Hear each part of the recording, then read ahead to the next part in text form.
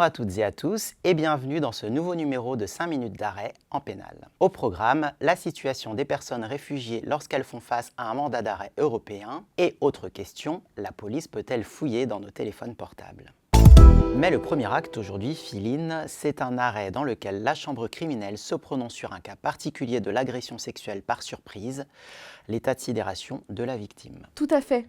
Pour rappel, l'agression sexuelle peut être commise avec violence, contrainte, menace ou surprise. La surprise avait déjà été consacrée dans un arrêt de Basse de 1857 au sujet d'une victime endormie dont un homme a abusé en se faisant passer pour son mari. Mais dans l'affaire qui nous occupe, la Cour de cassation va plus loin. En l'occurrence, la victime était d'abord endormie quand son oncle de 20 ans, son aîné, s'est glissé dans son lit. Elle s'est alors réveillée, mais s'est retrouvée prostrée dans l'impossibilité de bouger ou d'émettre un son.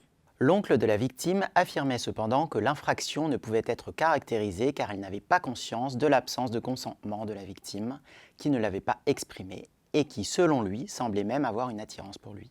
Et pourtant, il a lui-même reconnu le comportement passif de sa nièce au moment de l'agression. Exactement. C'est pourquoi la Cour de cassation, en s'appuyant sur les conclusions de l'expert psychologue, juge qu'en raison de son état de sidération, la victime n'a pas pu exprimer son absence de consentement. La Cour considère que l'oncle qui a commencé les attouchements lorsque sa nièce dormait et les a poursuivis alors qu'elle se trouvait dans un état de passivité et de prostration qu'il a lui-même constaté, a agi en connaissance du défaut de consentement de la victime. Et elle qualifie donc l'effet d'agression sexuelle par surprise. Cette décision est donc particulièrement importante puisque pour la première fois, la chambre criminelle fait de l'état de sidération une modalité de défaut du consentement.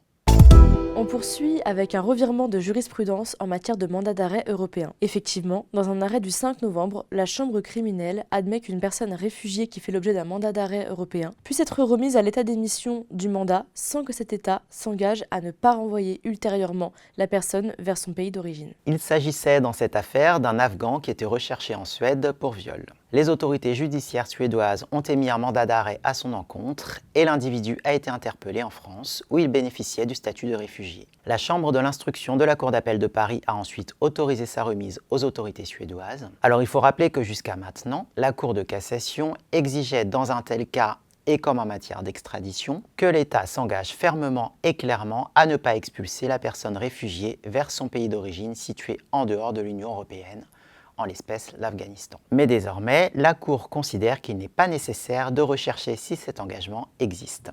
En effet.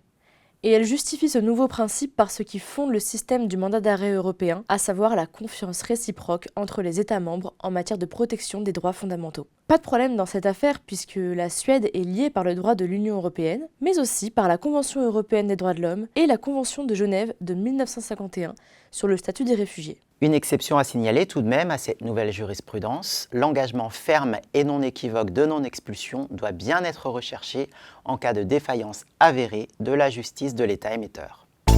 On termine avec une affaire qui concerne un objet bien utile à beaucoup d'entre nous, le téléphone portable. Alors à l'origine de cette affaire, la police autrichienne avait saisi et tenté de déverrouiller le téléphone du destinataire d'un colis contenant du cannabis. Problème, ce destinataire n'était pas au courant de ces tentatives de déverrouillage. D'où finalement plusieurs questions préjudicielles posées à la Cour de justice de l'Union européenne sur les conditions d'accès aux données contenues dans un téléphone portable au cours d'une enquête pénale. Et vous l'aurez compris, l'enjeu est ici la mise en balance entre d'un côté les nécessités de l'enquête et de l'autre le respect des droits fondamentaux.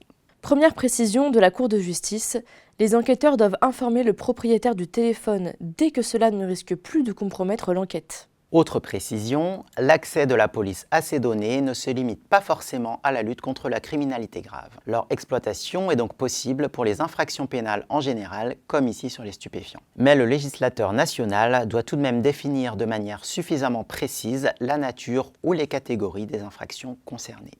Et enfin, dernier point, l'accès aux données doit être subordonné à un contrôle préalable, soit par une juridiction, soit par une entité administrative indépendante. Il ne peut en être autrement qu'en cas d'urgence dûment justifiée. D'ailleurs, sur ce point, en France, la procédure pénale devra sans doute évoluer. Merci Philine, et merci à toutes et à tous de nous avoir consacré ces quelques minutes de votre temps. On a déjà hâte de vous retrouver pour un nouvel épisode, alors d'ici là, restez connectés.